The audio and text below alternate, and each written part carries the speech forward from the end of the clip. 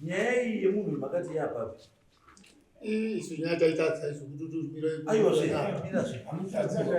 hautadzi nyaya makati ndeni mukadzi wana makabhadhara matenda nda mukadzi ari kubuda apa ewangu ndewa mwini saka utadzi mukadzi wangu kutaura naye kuti agara sikukuisa ikosi kumisa kwamakaita ipapo so takatotora kuti izoti mukadzi izwa timu baba chekutanga chadoti ndimi here makaisa mukadzi uya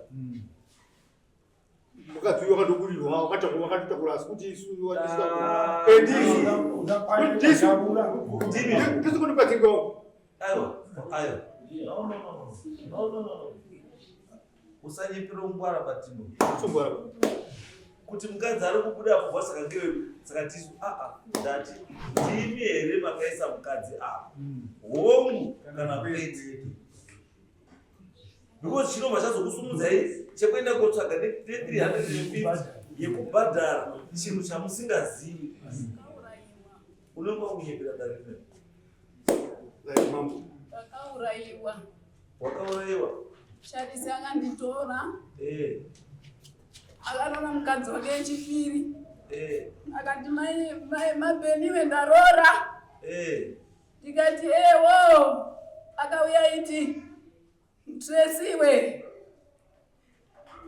ndiri kuda kuti ndiende newe kwandidororera maikuona ana mbuya wangu ndibva ndati ewo mwamuna apikiswi mahambai ndinoti akapwere kangu kandandinako kandidobva nako Harare ndienda naCharisi kunyafaru kwamabvudza kwamafungai mabvudza tidosvikayo mai mabvudza odonditaurira marango ashe adonditaurira aibva apika sadza rashe nehuku apika sadza rashe ndidoya sadzaro ndava ndiri mweni mudumbu mangu maikaroko nzasi mudotutsira ndibva ndabva kuti zvandaya zvizvizvi handishaponiba izvi ndinodzoka ubva Nyafaro ndisvika pambapo ndidaidza banguru baba wamutsa mukoma washe uyu Eria Timbuwa banguru imwe namaikuru uya ndikuno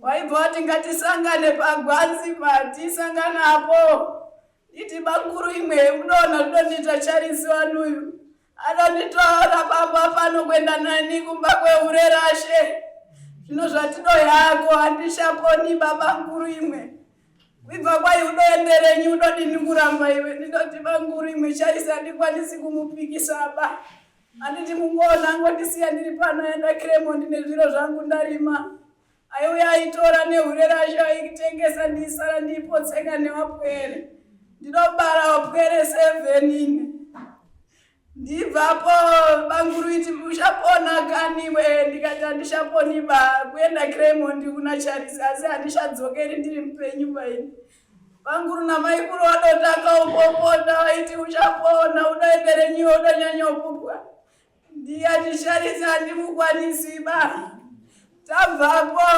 tinoenda Kremondi ndasvika Kremondi handine ukoreba ndidoramba ndirukonzwa ndinombomwa sauti nemvura nditi pamwe ndichararama tinoenda Bhonda korapwa tiri Bhonda nekapwere kanguko Charisi unosvika pakiriniki uindisiya pakirinikipo aidzokera kumba neunashe kokara kumba kwanguyo ndibva kuti vanhu variyo kumba kwakoyo nditi zvino zvandisiya ndiri pano asingondichengetiba nemwana ndichadini ndipo ndinobva ndashayo adondibatsira ndipo ndinogombeka ndisiya kapwere kangu ka Charisi unouya aisvaka pachipatarapo ndindomubva hangu aiti zvino mwakadzi unga wadorara pauri panganyi wese vanhu vaiti hatine umuoneva une mukadzi ndiye adozoti hapashinapa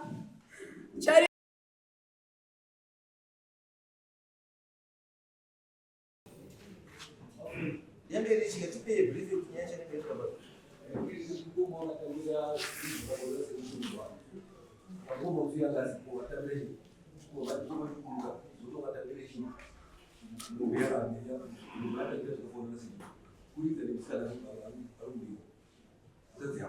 Okay. ndaiziya yamukoma akatambira akatangwa muchiseri ari mukoma ndinokoma ndinoda ari ndinodaro ndiandibambuti saka kuti muzwise pamwe nyaya yacho imi uya mugaro pambotito taura nyaya yechikutaura kwamakaita so that this means understanding machipa right pamusoro ichangamira inini ndinewo nyaya yakaitika mumusha medu yekuti tezvara wehanzvadzi yangu yamuri kuona izvi uyu akanga achiita zvaanoita izvozvi zviri kuitika izvi asi inini ndaisazviziva ndisingazvizivi azouya kwandiri asiri mucondition iyi bai bhandisuma wakati mukoma inini ndichapedzisira ndazvisunga kana kufa mukasasumudza musoro pangekuti kwandakaroorwa uku ndiri kubudirwa naamwene wangu mai wemurume wangu. Saka mukoma inini nyaya ndoita sei ndikati iwewe wakambozvifambisa sei zvikanzi wanatimburwa wakaenda kumba kwamukoma awo waenda kumba kwamukoma wangu awo wachibva wabhadhara mombe mukoma wari wega awo zvino ndochidini nenyaya yakadai kuti inini ndinongedze mukoma hazviiti. Ndikati ayo matare ari kungobuda vanhu ngatende kwamambo mutasa ngekuti kuti tigare pasi newapambo wanotitira zvinhu zvakadaro inini ndakati tozogona kupindurana masoko asina kunaka mbudzi kubarira pane vanhu kuda kudzingirwa imbwa. Saka muri kuona patakauya paya makabva mati aiwa iwe wazouya wega sei ko uyu akapiwa mombe wacho ngauye atitaurire kuti mombe yanga iri yei ndo mukoma wandavaya nawo. Okay. Right. So what you got to pass? What you why already? Right. I remember last time by Magawera. Magatora nyaya kuti zvishwa ukumbo magadi makashika. Ngati mimi makanona wako. Mugataura nenyaya kuti mimi pamukadzi uyu mwana wako chakanga chadzosa mwana kumba yanga iri nyaya yezvikwereti zvangabvisa zvawandisa. Ndiyo kanyaya ndiyo andi ndova zvazobuda kuti imi maenda uko makangoona mukoma kumamata yako bhadhara mhosva yedu yekuti takaisa zvinhu zvekumusha kwedu pamwana wenyu ndizvo imi mukati zveshuwa takaenda sekuti takaona mukoma tikati yazvo ko mukoma aizotambira mombe ari ega asikatauri mhuri nechinhu chinonga chichibata mhuri sei vatati baba vavazodii vazouya. Saka ndo nyaya iripo baba yekuti vana bamba wakati takauya kwamuri tikatsanangura nyaya iri kunetsa pamwana waibva waguma mhosva yavo yekuti wakaisa zvinhu zvavo pamwana imimi mubva mabhadharwa mombe asi mhuri hairi kuziva kuti makabhadharwa mombe inyaya iyi. Saka ndiyo itatora kudaidzira. Saka nyaya yedu yekuti zveshuwa kana makawana timburwana uya wakambouyawo yeke kumba kwenyu. Right. Garai pasi mambo watautiza. Pamusoro mambo wangu. Inini ndinoitwa Frank Chingobe. Nawo yakaitika ndekuti yakaitika muna Machi. Muna Machi uyu musikana akauya kumba. Kuna mai ku village ra Sabukumbata. Anga ane 3 days auya.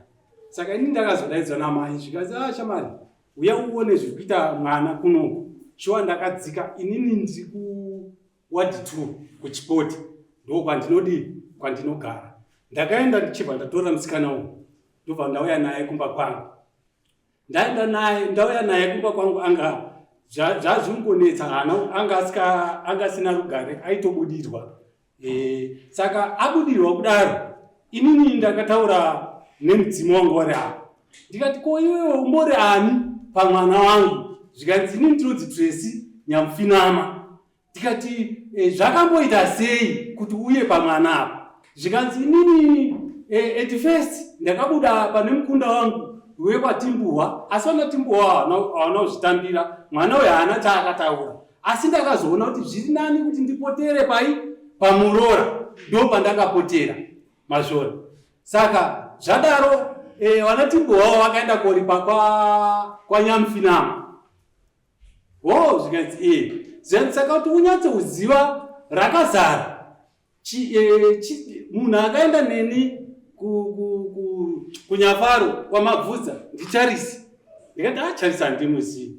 Zvikanzi unofona uchibvunza kuti kuna anonzi Charisi here. Pandakaisiwa poison kuNyafaro, munhu wandakauya ndichitaurira ndibaba mukuru, baba waMutsa, ndo wandakataurira. Ndikati pakanaka. Zvikanzi wodaidza wekwanyamfinama hanzvadzi dzangu. Ndikati hongu ndazvinzwa. Shuwa ndakabata foni ndikafonera mukwasha uyu, mukwasha edu Brian, murume watete wedu. Ndikati kune vanhu here anonzi Charisi ndiani? Zvikanzi ndibaba nyakundibereka. Ndikati alright, hanzi ngawauye kuno. Zvikati ko baba waMutsa wariko? Zvikanzi hongu wariko. Zvikanzi ko Sanyamfinama? Zvikanzi hongu wariko. Ndikati aiwa pakanaka vanhu iyo ndiri kuwada kuno. Shuwa musi wachoyo wakazondifonera zvekuma6. Zvikanzi sekuru tasimuka kubva kwamatema. Ndikati pakanaka. Ndikati inini ndiri kuchikoti, imi musasadzike nekumba bhozi mai wakadii hawakoba wakadii wakasimuka, asi urongwa tiri pamwe chete. Vakomana vandakanga ndavadaidza bambo Tito nemunin'ina ari kuHarare. Wakangopindura kuti anhu takabatikana mazvona, asi program ngaifambire urongwa hwese wanga wari kuziva. Right. Shuwa vana Timbo wawasvika, wakasvikawo bvabvisa mutete wavo wedhora. Zvikati tateera mhuri. Ndo patakatanga kunetsana nana Timbo kwandikati ko imi munozoti mateera mhuri, ndini ndakudaidzai uyu muroro wenu ane 5 days ari ngobudirwa. Ko nyaya idzidzi dzaTracy Nyamfinama ari pamwana wedu uyu munoiziva here? Ndakavabvunza katatu. Samukuru wavo ainzi Mary Gandiwa ndiye aifambisa dare redu rana Timbo nesu wana Chingobe. Zvakanzi hongu nyaya tinoiziva baba. Ndikati wana Timbo muri kuona mhosva yamuinayo, ko naiisa Nyamfinama wana Timbo wakauya here kori kumba kwenyu panhau yaTracy? Zvikanzi hongu wakatouya wakati mombe 3. Ndikati aiwa mazvita ndonyaya ndatoda kuti ndizive. Wana Timbo ndofunga muri vanhu vakuru kwandiri, mobva matora mwana wedu kuenda kwanatezvara wenyu koripa, isusu wana Chingobe tisikazivi kudherera kwakaita sei. Muri kuona 2 mobva maenda maifambisa mwana wedu kun'anga, isusu wana Chingobe tisikazivi. Zvikati tiri kuzvinzwa sekuru.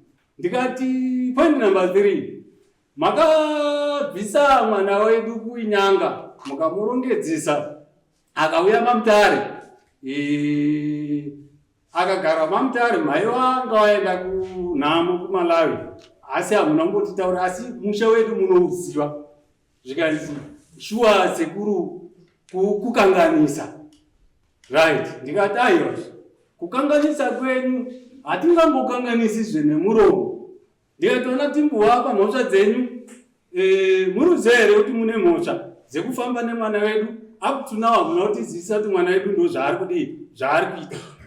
Mhosva mabvoma henyu kuti shuwa zvese zviri kuitika tiri kuzviziva. Nhanzi hongu. Right. Ndobva ndavati mombe 2 muripo wenyu. Zvikanzi yes, nyaya tiri kuinzwa asi tine kuchema kwatiinayo. Right. Ndikati pakanaka.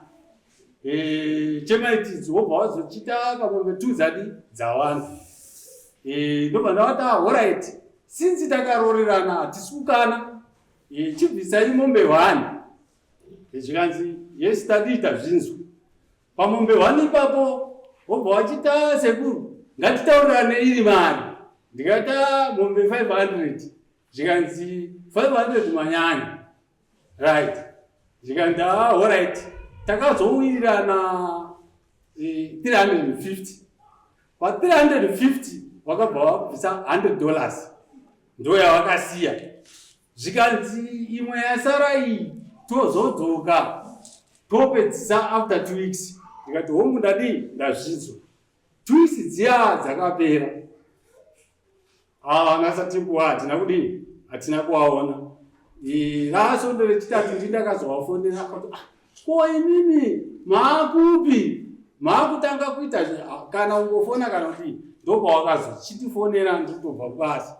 Zvikanzi sekuru tamau tiri kuuya muri kupi? Ndikati handiri kumba. Shuwa wakabva wasvika tobva tatambirana nawo. Wobva watsanangura. Zvikanzi sekuru nhau takambofamba kuti nyanga tikaenda kwaMukotsanjera kana kuMozambique takadii takasvika. Asi takazoenda hanzi kwaChifani ndakangana hanzi kuna chifu tichiendesa nyaya yedu yekwamabvudza. Saka tine chiwanhu chatakandoita. Saka mudzimu hausisipo pamwana wedu. Ndikati wakwasha zvamunotaura ndinozvinzwa. Ini ndinoita nezvemweya, ndinoita chechi dzemweya. Zvamuri kunditaurira apa handisi kupindirana nezvamuri kudii nezvamuri kutaura. Ngozi yenyu apa itongoripo. Nguva yacho yandakabva ndangosimuka ndichibuda panze ndopakabva patobuda musikana uyu vatomhanya 2 hours tiri kutsvaga munhu atingamuoni. Ndopatakazochiti ini ndakamhanya ndina baba mukuru waSatimbu baba waMutsa. Tadzoka tauchita saka munhu atizi aenda kupi muri zvo. Tichidzoka ndopatakasvika Satimbu warube.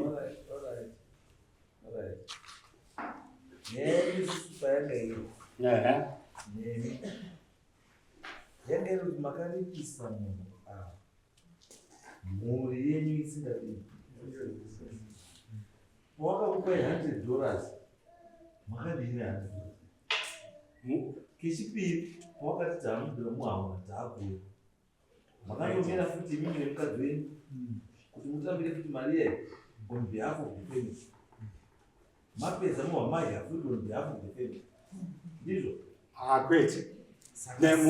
Nemhuri sei makati zvinhu zvese zvese zvazvikuitika makazvitora kuzviita personal. Hazvina kuitwa personal mambo wangu. Ndakadaidza vakomana avo tatiri pamwe chete.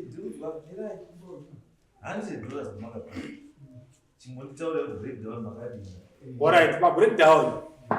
Tiri breakdown ipapo. Hanzvadzi yangu yakabva yanditi honai mukoma mamiri akaita situation ini handina chandirigona kudii kuita. Zvikoro zvada kuvhurwa handina pekudii pekutangira. Ndikati ado mwana wamai shuwa kutambudzika ndakaona kuripo shuwa ndakabvisa mari ndikamupa maruru enda ndakamupa $80 ndo mari yandakamupa ne20 Bambo Tito. Kubva kwandakavadaidza hawana kuuya vakomana akamupindo.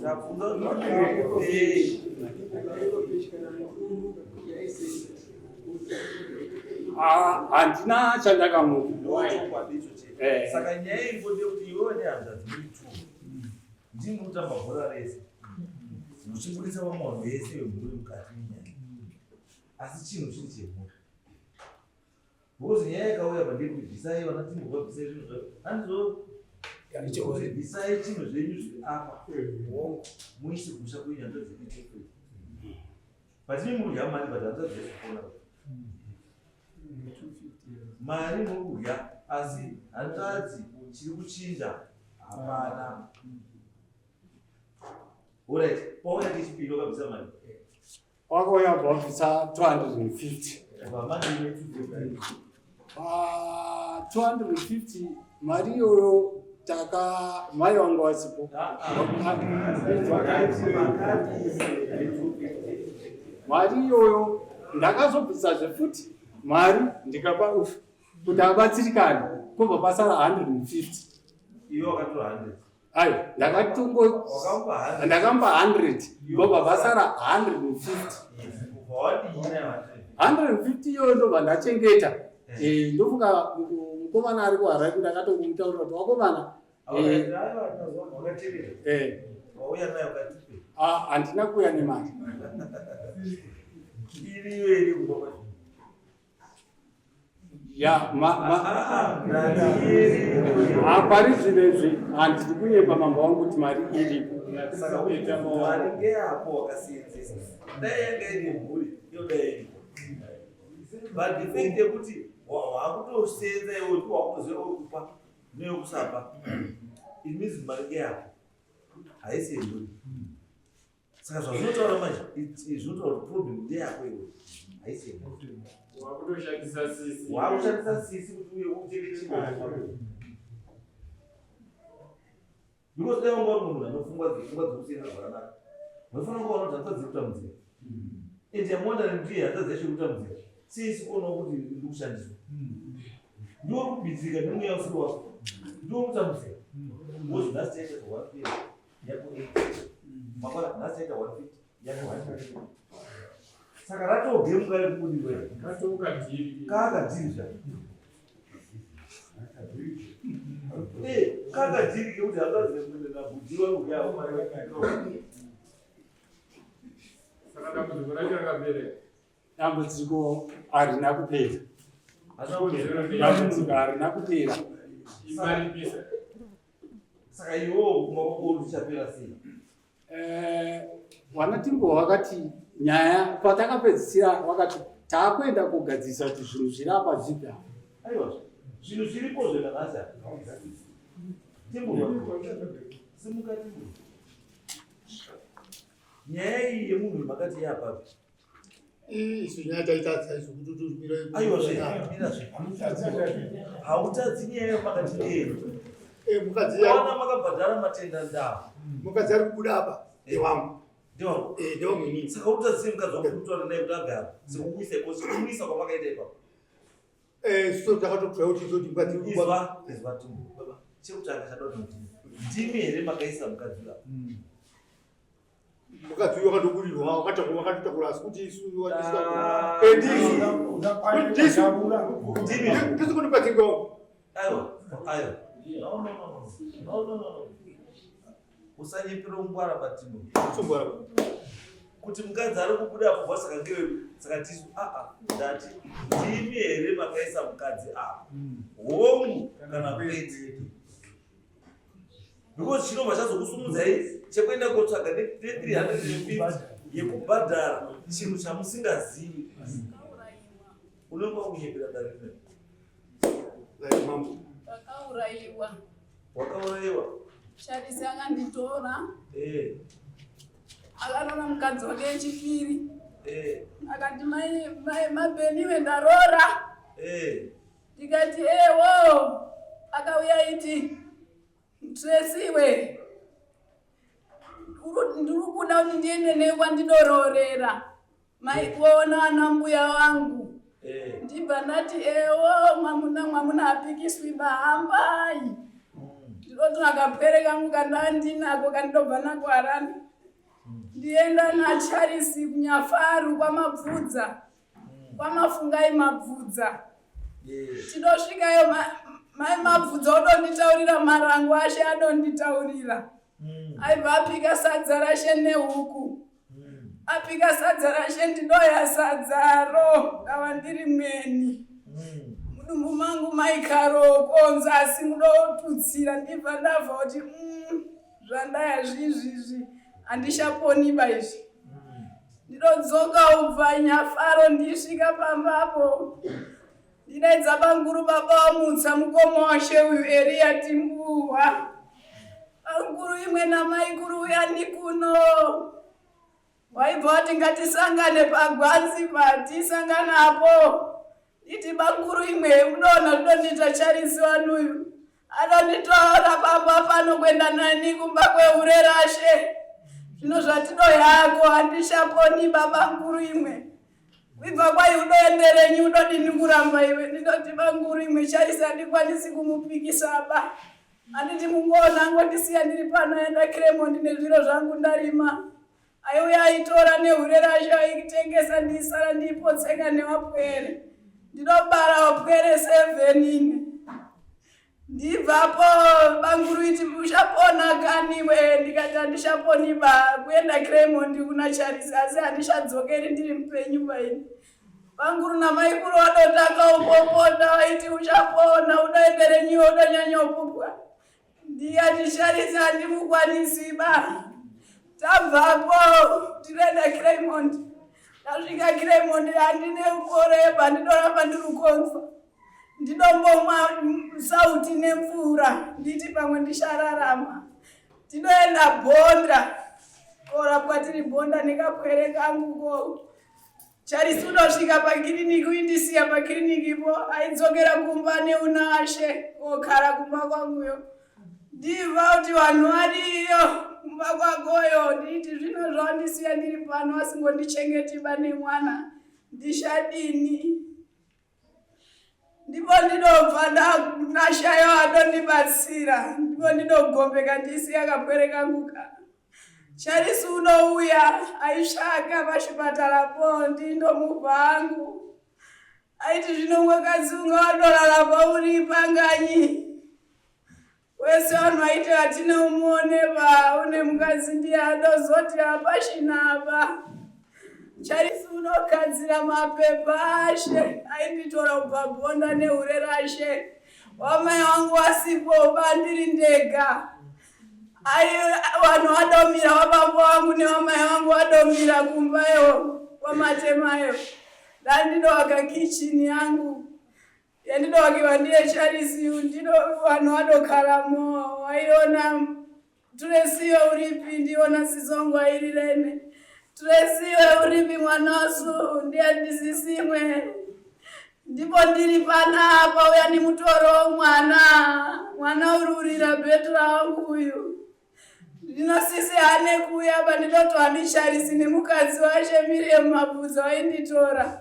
Kuenda nene waisvika kumba waiti munhu tauya naye uyu. Ndisina namai bandiyati zvinorega ndivhure madziso angu ya nemuromo wangu ndiatsame peno ashandibvunza. Andinoona adondibvunza apa ndinochengetwa ndinoatsama. Madziso angu adovhurika nanyangu akahana uvhurikepa. Charles unondishungurudza pamba pangupo ndimbotaurira wena ndigomera nemusha wangu. Nditi zvino kana munhu aroora akwanisa kugara nevakadzi vashe mushere. Zvino aenderei neni kwamabvudzayo.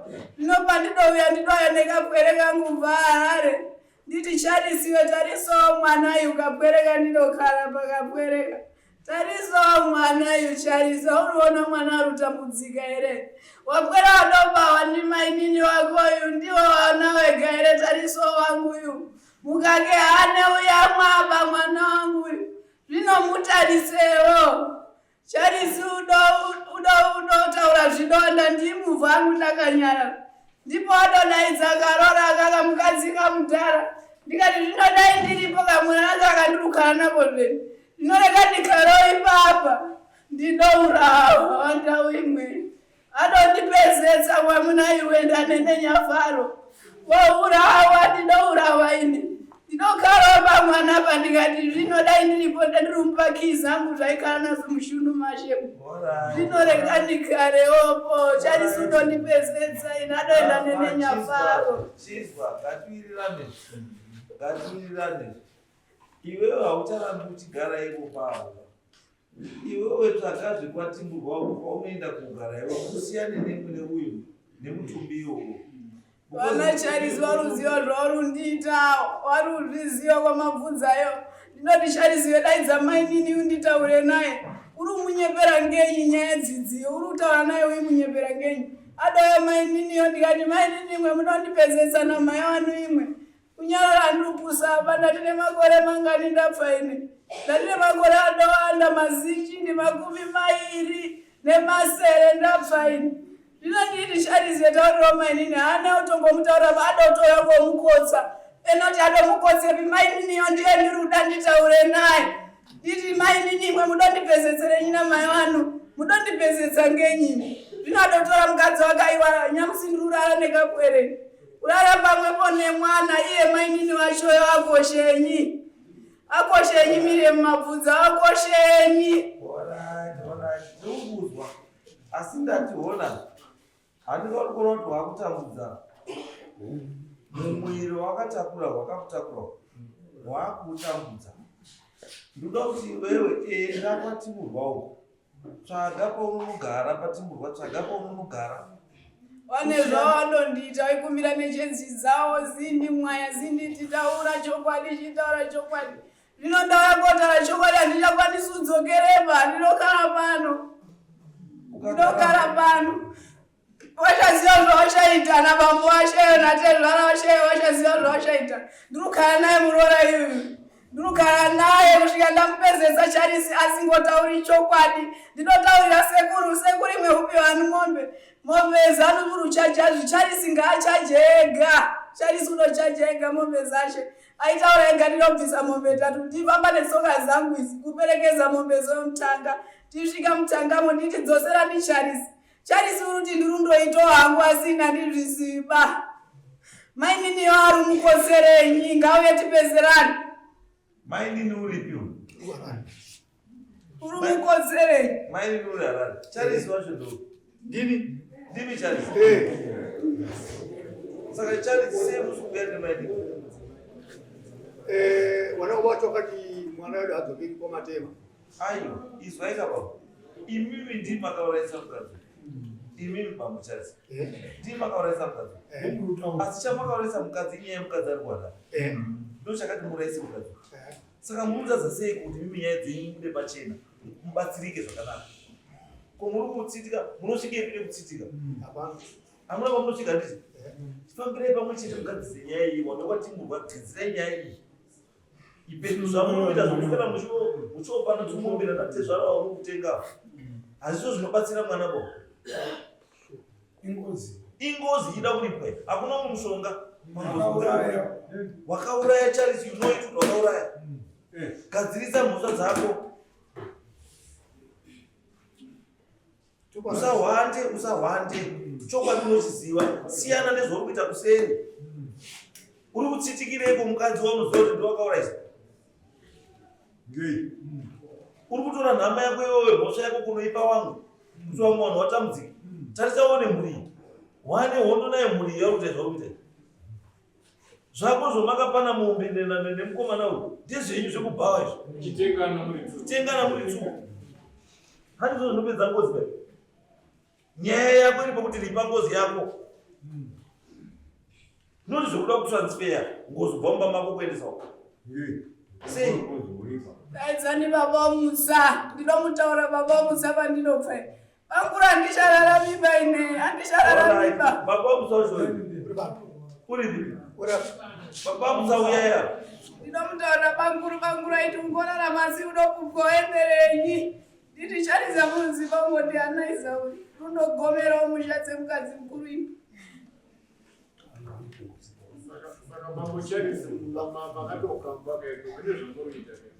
Baba Musa. Nyaya munoiziva kai? Makataurirwa kai? Saka muri kuitei?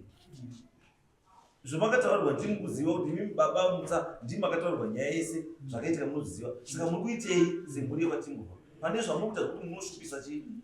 Munhu asina mhosva. Akaipana paCharisi akandinyepera last week. Wapera. Akandita azi mukadzi akatiza kumba kuziva zvikwereti. Uyu. Wapera musha wapedzana wese warupera. Waitora zvekunditsipika ino kuti ndipedze pandinogara pa ndinondigodzokera kobhomera kumba kwayoyo. Nyanya musauri musena vavo. Wapera munoigawa ngani? Charisi naEriya musingonyari vari muaburu. Munoigawa ngani wamunoigaimwe? Wada kuwatswaipa wapera munochengeta ini. Gore rino munoigawa ngani? Ndiri kuita mukadzi wekufara ndizvo. Kwete. Muda udini? Action munoita ngeipi? Kana kuti mundu weupenyu hwangu wako zviriwo kureka zvipedzera. Wapera kuti wakunzwa wakafusirwa ngewani apa? Ndio mwana. Ndewani? Mwana. Wewe. Madi. Ndiba madi. Hapana. Akakuti zvatomboita zvakadaro. Takuti mulomba kukutirira kuti musikatiwa kuti migadzira yedu tingamupindura ere baba? Isusu hatina kuti tatora baba. Asi kuti izvi takabwedza kuti tifunga kuti isusu zvinhu zviri apa kuti zvinhu zvakaita kwamabvudzi. Saka tifunga kuti hondo ichaita kwamabvudza tione kwamabvudza wakuuya. Saka timotaka mabvudza ndiani? ndiye ndiko tukataka nemukadzi. Mabvudza wanouya kupaya nefuti. Wemukadzi mudiki. Saka which means kuti nyaya yako yeCharles nana mabvudza muri pamwe chete. Makauraya munhu mabvudza yeCharles ndi makauraya mukadzi. Kuti inini ndakaenda nemukadzi wangu shuwa ikweyo. Ndaenda iko. Kwewe waendere naye ikoko uchizwa kuti mukadzi uri nevanhu hawawirani. Aiwa, zvakakuziva baba. But iwewe unofana kuziva. Ungaenda nemukadzi wako kumusha kwemukadzi wako kuenda nemukadzi wako kumba kwegirlfriend. Akasi girlfriend bandandaro. Still waenda ikoko kunodii. nemukadzi wakaenda kodi Chawakaenda intention yako kuenda nemukadzi wako waenderi. Chabamozi kuti muvakachaona bali kama unataka kusema kwenda nayo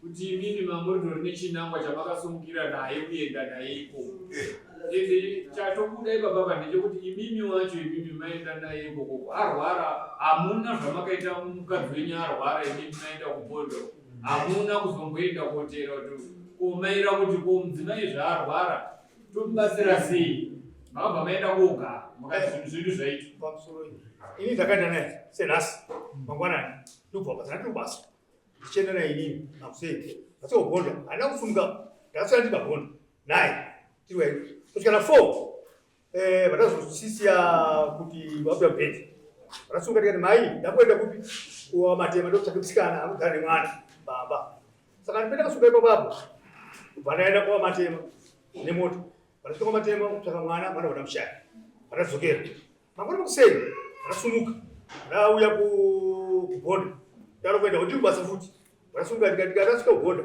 ndona mai ndabva ndaona mai vanaenda kumauta ekiremota right saka zvakari ipapapo ndasvika ndiona pambedha kutasiya mukadzi hapasina. Alright.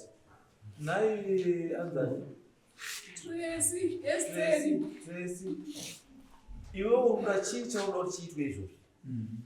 Charles ngaudze mukadzi washe panapa. Ataura kuti udondurayirenyi udowarenyi kwamatema aikara. Wada wakaimba yawo kuharare kuti kana ndati kuuya washawozera ikweyo. Kauye pano tiri wakadzi wake wese. Nyamusa arundisiya ndirurara nemwana ngenyi. Urundisiya ndirurara nemwana ngenyi. Alright, izvo zviri kuzika izvi. Takuda kuti uchitaurewo zvauri kuda iwewe kuti zviite tikubatsire kuti uzorore. Mukadzi waCharles ngauye pano. Uda kuti auye adii? Akutaureni kuti udondiurayi taura hama dzangu dzese kuti udondipezetsa. Ndauda kuti handina zvandingodaira apa hama dzangu zisipoba. Padouya adodini kutaura udowarenyi. Ndinouya kara ine, ndinouya January. Panapa ndikara January panapa. Waiswera kuti imhepo, ndiri mhepo yako ini. Ndondoona ndiri mhepo ini. Muiswera kunamata manamata zvendiri kumirirani nemukadzi wakoyo. Ndiri kumirirani muinamata. Ndito Mwari nezveno zvawadondipezetsa. Nyamusi warukarenyi wainamata muimwa yemvura zanu. Wageza nemvura ngani kuti usvike pano iyo. Kubva zvaunobva pano wageza nemvura ngani. Sekuti imhepo. Ndiri mhepo yako ini. Ndiri mhepo yako baini. Saka bambo Charles, baba, nyaya yekuti ifetenuke, ivhurike, kuti iende mberi. Mukadzi wenyu ngaauye.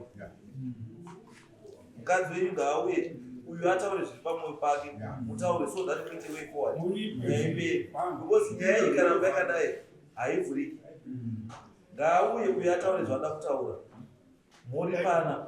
Mushonga wemboza hakuna bambo kuripa. Hakuna chinhu. Ndingamutorere mambo. Yes. Icho kwadi mutore.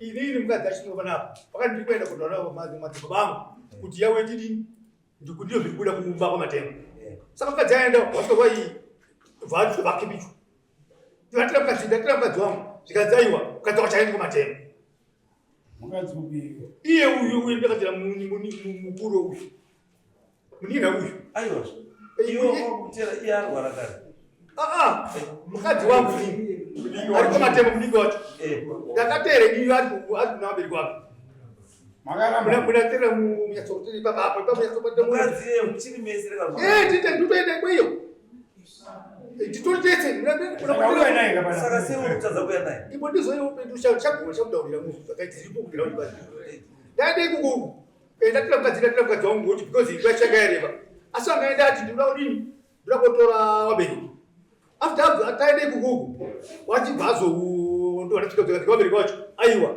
kuti utore mwana wedu hazvidini kuti utore hazvida kuitaba iwe chidini mwana wedu kuzira kunuku kumba kwako haindi kumatema saka zvinotuga pamatema nditorombe ini panapa nditorombe kuti totogara hebe ndinogeza ngurora kana asara kugeza yangu ere kuti rombe right zvadaro tuta mukati iyu hatiswa yuboyu indawa yangu ere kuti uite rombe wete ndinokutuka ere pandosimuka ini wete ndinofuma kusene ndibvunza zvinocharisiwe maidini aripi asi ngona iriba akabvunza shuwa ndinokubvunza iwe nditi zvino wapwera wangu wetse wapwera wangu aripo apo ndibvunza wapwera wangu imwe ambai nyafaro ndokupangidze imba ndinopfira tiendayo ndibvunza kuti tatipi muiti tiri pana sabhuku enyafaro haruziziwe kuti nene ndinopedzetswa ine unobvunzwa ndibambo wangu iti aikonzwa kare zvinoetswa rukonzwa ruraramaba right zvadaro ndakatabva ikaenda kwahare kwachoko ndikazira tipe ndakatora mukadzi wangu sinzi uyu akatoa mukadzi ngadi maikuru wangu yatitaurira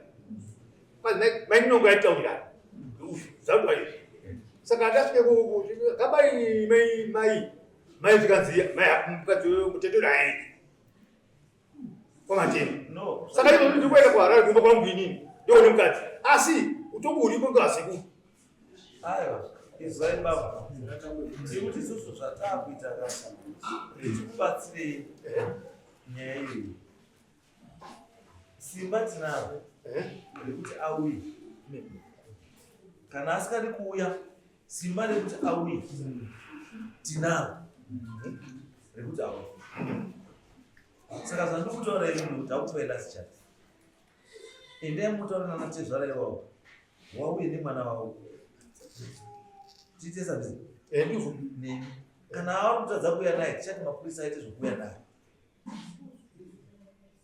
because nyaya iyi rapa mweya urapo kuti uenda shumu dzavo dziri kuda kuti taurirana tiri tu ndibvunzeni kuti panobvapo ndanobva ndina mai ere ndinobva ndinoatsama ndisina namai beni iye anobereka mupwera wangu aikara mandiri ndinorwadziwa ndiri kwamatemayo iye arukhala neekiremoni muinakidzwa muikiremoni munobva nene bonda ndina wanini munobva nene ndina wani ora tisaiti hashamba tazwa saka right ndiyo nyaya yapanakutava iwe charisi edotsvaka asi imi bambo saite ugiri bai kana muri mukuru kumhurika mirirai mhuri usateke advantage yekuti zviripo izvi ndikatodya ndizvo zvinokudzokererai mangwana. This is debt money yamuri kudya nayo kutengera chingwa ona uine debt money.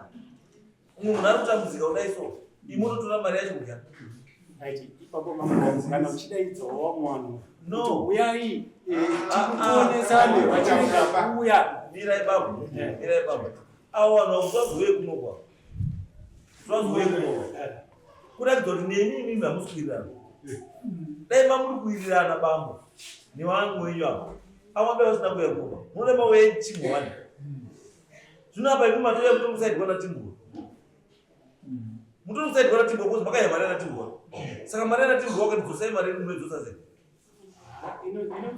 aiwa inodzoka nhasi tatomoti pai 150 yamakapiwa mai manja yekutoti wamwe wakuitawo 50 okuisa mhoko hamuna saka munozoitora kupi yemunodzosera una natimbu muda kuzoitora kupi yamakatopiwa yacho mai manja pa 250 yacho makatogowa makatonakirwa asi munhu ari kutambudzika uyu imi makushandisa munhu ari kutambudzika kuti muite mari ndiye wrong.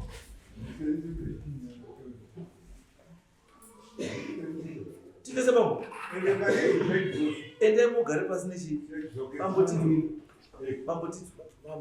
imimi kana madaidzwa kana mudaidzai unganai chinhu chechemhuri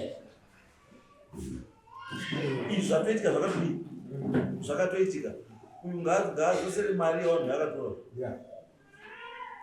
ngaadzosere mari yevanhu wanatimurwa dzoserwai mari yenyu nemurume uyu yamakamusira because haina purpose yayakaseva ba he just took advantage kuti imi muri desperate kuti muda help but chamakawana out of that is nothing hapana because we are able muri yese kutamudzika chiende mugare pasi semhuri chimbosiyana nemadifferences enyu aya chimbovaisai kusai muungano muronga kuti chinhu chichifambe zvakanaka kana paruda munhu wekuti akubatsirei maakuda kuti munhu akubatsirei kuti mweya chaiwo uyu utaurwe nawo kuti unzwisise mukwanise kuite breakthrough kuti nyaya iite sei ifambe ipere uyu haasi kuramba nyaya dzake banyaya yokudziziva nyamusaibvuma aenda kune mukadzi wake aiti handizvoba uri kutaura kuti izvo chatizikungonyepa uri kunyepa akotaura nemukadzi wake ndiriwawo nhango ainyeperana baba imwe mhepo yasimuka baba imwe mhepo yasimuka ndiri mhepo ine charizi ndiri mhepo yako here aizwa ngatingadzirise charizi uruzwa nyaya dzako hazinoti uri muno kutaura zvimwe wasvika kuharare wakutaura zvimwe saka uri kuoneka saka pese pauri kufamba chibvaziva kuti mukadzi wako ane mhomwe yako yemukati yebhachi ukangochinja bhachi kuchinja bva mhomwe yachienda mhomwe yawapfeka saka pese pauri kana nyangwe uri kubva waziva kuti uripo izvo kana usingawo usingazviziva chiziva kuti uripo kana nyangwe paanenge arudya sadza pamwe pacho ndiyatopakisa ndizive izvo iye mukadzi wako saka usambofunga kuti wakangwara vaunongwara nyaya yako ngaipere kupedza nyaya yemukadzi wako ngauye haafani kushandiswa force ba mukadzi wako kuti auye ngauye yega ataure nyaya yanga paite way forward because kana asiri kuuya zvinhu hazvimire zvakanaka Arutiwa kuti kana ate zvakapa.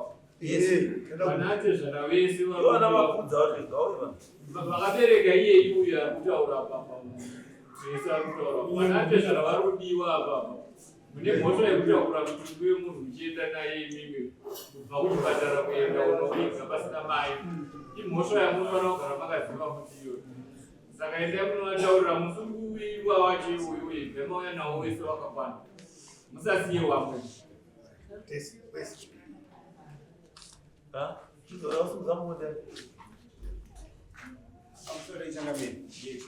zukuru ndakumbirawo kwana mbuya mukadzi wasekuru ari kwarari zvekuti kuuya sekuru achitaura nemuromo panotonetsa tikumbirawo samoni samoni iri kutoenda ndichatoriendesa negwara chairo rekuti auye rekuti kana asiri kuuya uchauya nemahindra chokwadi chikadaro zvingareruka bhozi sekuru uya kana zvanetsa unouya nemahindra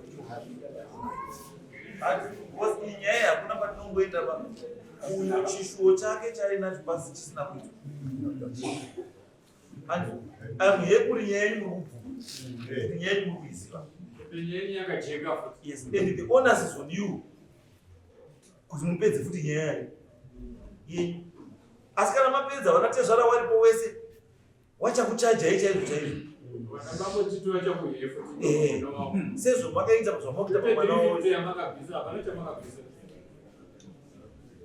titese Charles right Tracy right nyaya yako Tracy rega titi mukadzi uya auye auye taita zvese zvachaira iwe uchitibatsirawo uri mhepo yemunhu kuti apana ukona ukonesawo uri mhepo yemunhu auye pano